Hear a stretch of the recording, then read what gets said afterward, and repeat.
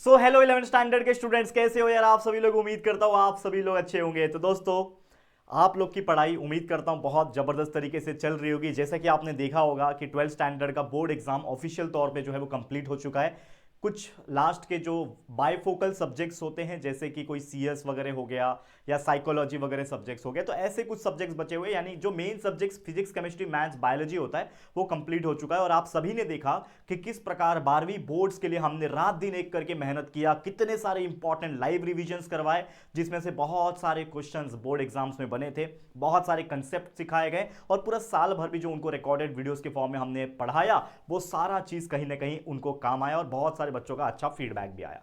लेकिन अब बारी आप लोग की भी है, यानी आप लोगों को भी अब सीरियस हो जाना है।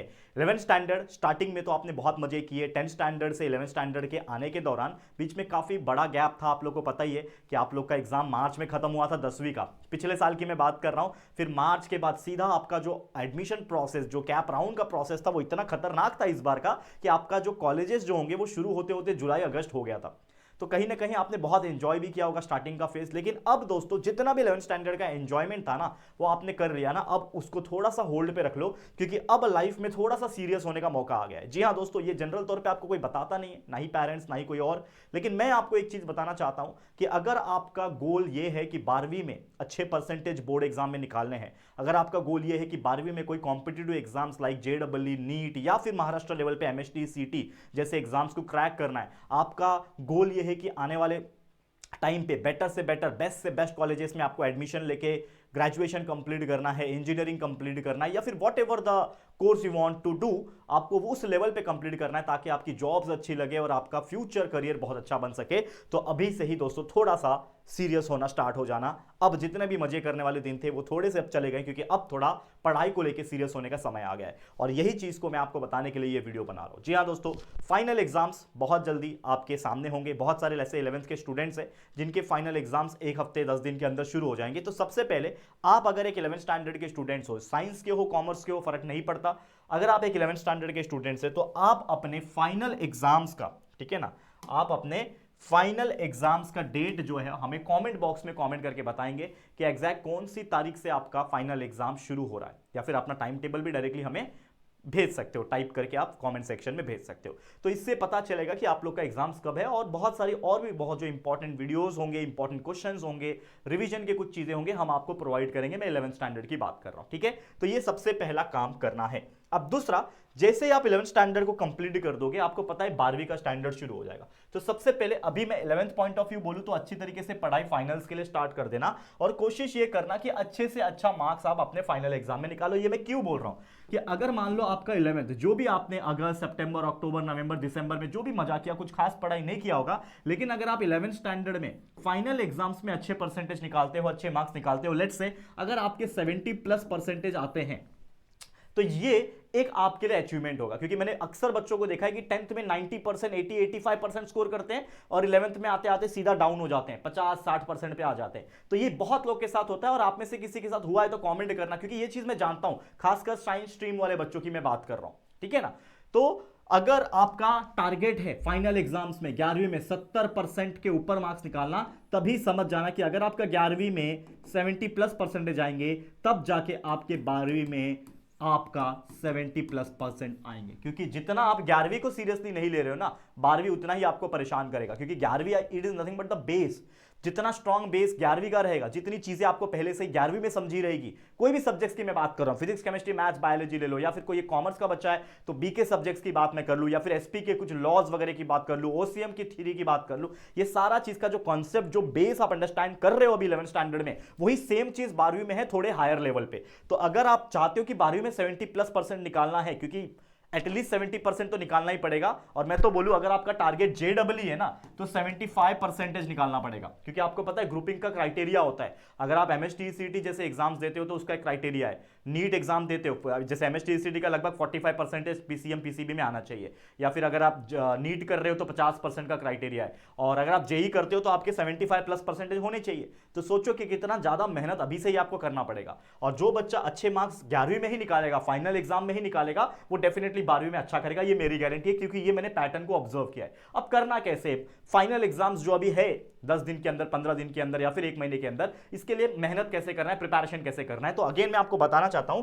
कि हमारे इसी चैनल, क्या नाम है हमारे चैनल का, JR कॉलेज, ये कॉलेज वाला चैनल है, यानी 11वीं 12वीं वाला चैनल है। तो ये 11th एंड 12th का प्रिपरेशन इतना बेहतरीन तरीके से वीडियोस बना के हमने सारा कुछ पढ़ा के अपलोड करके रखा है कि कोई चीज की कमी है ही नहीं। तो अगर आप फिजिक्स, केमिस्ट्री, मैथ्स, बायोलॉजी पढ़ना चाहते हो, कॉमर्स के हो, एसपी, ओसीएम, बीके, इकोनॉमिक्स या फिर कॉमर्स का मैथ्स पढ़ना चाहते हो, तो हमने इन सभी सब्जेक्ट्स के सभी चैप्टर्स को ऑलमोस्ट पढ़ा के रखा हुआ है, सारे वीडियोस अवेलेबल है। और जो नहीं है ना छोटे मोटे, उसको हम लोग अभी अपलोड कर रहे होंगे, आप चेकआउट करते रहना।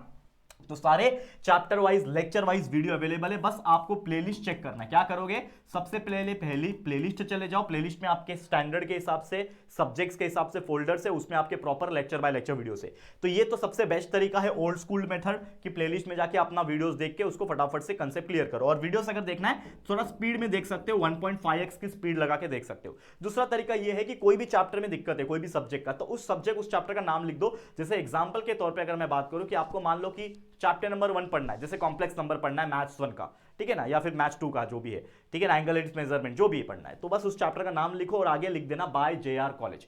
चैप्टर का नाम लिखना, लेक्चर नंबर लिखना, बाय JR कॉलेज लिख देना, आपको हमारे वीडियोस मिल जाएंगे। जैसे ही सर्च करोगे वैसे आप उन वीडियोस को एक एक करके 1.5 की स्पीड पे देख सकते हो और इससे आपका सारा अंडरस्टैंडिंग हो जाएगा। कुछ वन शॉट वीडियोस भी है, कुछ रिवीजन वीडियोस है, वो भी आपको देखने मिलेंगे हमारे चैनल के ऊपर और आने वाले टाइम पे भी मिलेंगे। तो ये सारा चीज देख के कंप्लीट करना है, ठीक है। मैंने क्या बोला, प्लेलिस्ट चेक कर सकते हो या तो डायरेक्टली आप सर्च भी कर सकते हो। दूसरा, जितना अच्छा स्टडी अभी करोगे, क्योंकि लास्ट के चैप्टर से मुझे पता है, और ऑब्वियसली 11th में तो लगभग सिलेबस पूरा भी आता है, फाइनल एग्जाम्स में लगभग सिलेबस पूरा आता है, या फिर किसी को 50%, किसी को 70%, ऐसे लास्ट के चैप्टर्स 2-3 नहीं आते, ऑलमोस्ट अच्छा खासा सिलेबस आता है।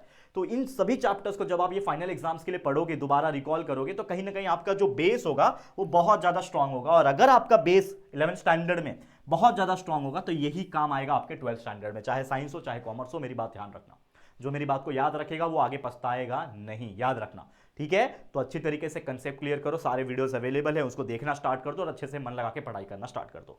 अब इसके बाद क्या करना है, जैसे ही आपका फाइनल एग्जाम्स कंप्लीट हो जाएगा, जैसे मान लो कि मार्च खत्म होते होते या फिर अप्रैल खत्म होते होते आपके फाइनल एग्जाम जैसे ही कंप्लीट हो जाएंगे, तो आप अपनी 12th की स्टडी स्टार्ट कर देना, पढ़ना। 12th के सारे चैप्टर्स अवेलेबल है, 11th का तो मैंने बता दिया, लेकिन अभी 12th में जब जाओगे, 15 दिन के बाद, 20 दिन के बाद, 1 महीने के बाद जब 12th में जाओगे, तो आप लोग को अपनी स्टडी अभी से स्टार्ट कर देनी है। क्योंकि अगेन मैं बताना चाहता हूं कि 12वीं का सिलेबस इतना बड़ा है। अगर 10वीं आपके लिए एक छोटा तालाब था तो 11वीं आपके लिए नदी था, और 12वीं जो है पूरा का पूरा समंदर है। और आगे जब जाओगे तो पूरा ओशन मिलेगा, समझ रहे हो बात को। तो 12वीं को बिल्कुल सीरियसली लेना है, हल्के में नहीं लेना, एकदम सीरियसली लेना है। क्योंकि 11वीं जो आप पढ़ रहे हो उससे शायद वास्ट सिलेबस आपको 12वीं में देखने मिलेगा। एग्जाम्पल के तौर पे फिजिक्स में आपको 16 चैप्टर, केमिस्ट्री में आपको 15-16 चैप्टर, ठीक है ना, बायोलॉजी में 15 चैप्टर, मैथ्स में 15 चैप्टर। तो सोचो कितने ज्यादा चैप्टर्स है, और सभी चैप्टर्स के वेटेज और पूरा बुक देखोगे इतने बड़े बड़े चैप्टर से। तो पहले से जो पढ़ेगा वो अपना दिसंबर तक सिलेबस कंप्लीट कर पाएगा, ताकि जनवरी फरवरी में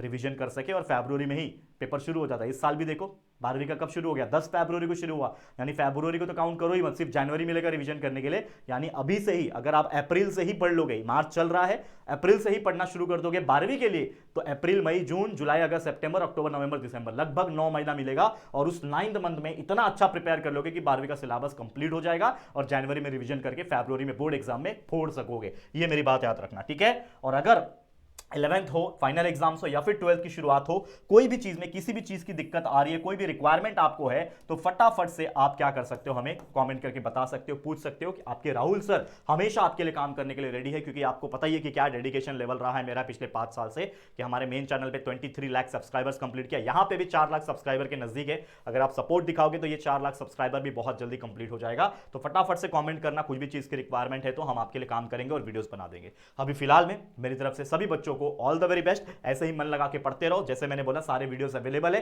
11th स्टैंडर्ड का फाइनल एग्जाम को 4 डालो और अच्छे से अच्छा मार्क्स सोर्स करो, ठीक है।